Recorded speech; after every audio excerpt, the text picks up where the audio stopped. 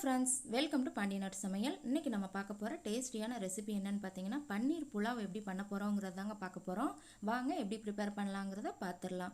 வீடியோவை ஸ்கிப் பண்ணாமல் பாருங்கள். சேனலில் புதுசாக பார்க்குறவங்க சப்ஸ்கிரைப் பண்ணிவிட்டு பாருங்கள். அப்படியே பக்கத்தில் இருக்க பெல் ஐக்கான் பட்டனையும் அமுக்கிடுங்க. இப்போ வாங்க எப்படி பண்ணலாங்கிறத பார்த்துடலாம். இப்போ கேஸில் ஒரு பேன் வச்சுருக்குறேங்க. அதில் 3 டேபிள் ஸ்பூன் பக்கம் ஆயில் விட்டுக்கோங்க. அதில் 1/2 டீஸ்பூன் சால்ட்டு, 1/2 டீஸ்பூன் தனி மிளகாய்த்தூள், 1/4 டீஸ்பூன் மஞ்சள் தூள். இப்போ இது மூணையுமே நல்லா இந்த எண்ணெயில் நல்லா மிக்ஸ் பண்ணி விட்டுருங்க. இதில் வந்து நம்ம பன்னீரை நல்லா ரோஸ்ட் பண்ணி எடுத்துக்க போகிறோங்க. நான் இன்றைக்கி எடுத்துருக்கிற அளவு பார்த்தீங்கன்னா 200 கிராம் அளவுக்கு பன்னீர் எடுத்துருக்குறேங்க. அதை வந்து இந்த மாதிரி சின்ன சின்ன பீசஸாக கட் பண்ணி பேனில் ஒன்றோட ஒன்று ஒட்டாத அளவுக்கு இந்த மாதிரி போட்டுக்கோங்க. கேஸை வந்து மீடியம் ஃப்ளேமில் வச்சுக்கோங்க. ஃபுல்லாக வச்சு கருக விட்டுறாதீங்க. பன்னீரை மீடியம் ஃப்ளேமில் வச்சு இந்த மாதிரி பரட்டி பரட்டி போட்டுக்கோங்க. ஒரு 3 நிமிஷம் ஆகுங்க இது ரோஸ்ட் ஆகிறதுக்கு. இந்த பன்னீரை ரோஸ்ட் பண்ணி போடும்போது புலாவ் வந்து டேஸ்டியாக இருக்குங்க. பாருங்கள், இப்போ நல்லா ரோஸ்ட் ஆயிடுச்சு. இப்போ இதை நாம் இறக்கிடலாம். இப்போ ஒரு குக்கர் வச்சுருக்குறேங்க. அதில் 2 டேபிள் ஸ்பூன் ஆயில் விட்டுருக்குறேன். அதில் 2 டேபிள் ஸ்பூன் நெய் சேர்த்துக்கோங்க. நெய் வந்து விருப்பம் இருந்தால் நீங்கள் இன்னும் ஜாஸ்தி கூட 2 ஸ்பூன் சேர்த்துக்கலாம். இது சூடானதும் 2 பிரிஞ்சி இலை, 4 கிராம்பு, ஒரு அன்னாச்சிப்பூ, 3 ஏலக்காய், 2 சின்ன துண்டு பட்டை, 1/2 டீஸ்பூன் சீரகம், 1/2 டீஸ்பூன் சோம்பு, 10 முந்திரி பருப்பு. இப்போ இது எல்லாத்தையும் லேசாக வறுத்துக்கலாம். இது நல்லா பொரிஞ்சதுமே 2 பெரிய வெங்காயத்தை நீல வாக்கில் இந்த மாதிரி கட் பண்ணி போட்டுக்கோங்க. இதை லேசாக வதக்கிக்கோங்க.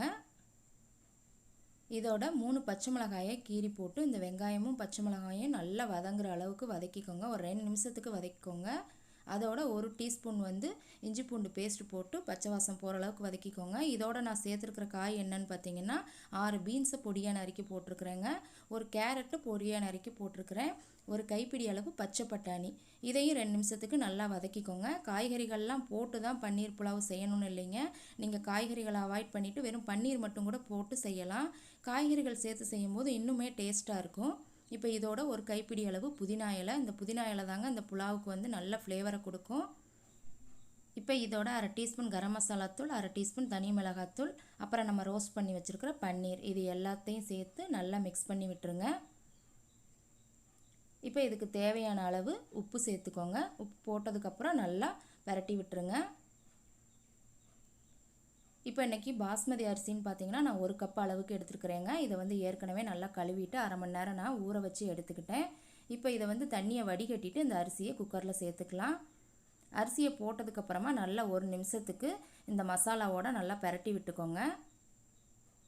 இப்போ இதுக்கு தண்ணி அளவுன்னு பார்த்தீங்கன்னா நம்ம நார்மலாக பாஸ்மதி ரைஸுக்கு வந்து 1 கப் அரிசிக்கு வந்து 1.5 கப் தண்ணி விடுவோம். நான் இன்றைக்கி 1 கப் அரிசிக்கு 1.25 கப் அளவு தண்ணி விட்டுருக்குறேங்க. எதனாலனா நான் கொஞ்சம் காய்கறிகள் சேர்த்துருக்கிறதுனால 1/4 கப் அளவு தண்ணி சேர்த்து விட்டுருக்குறேன்.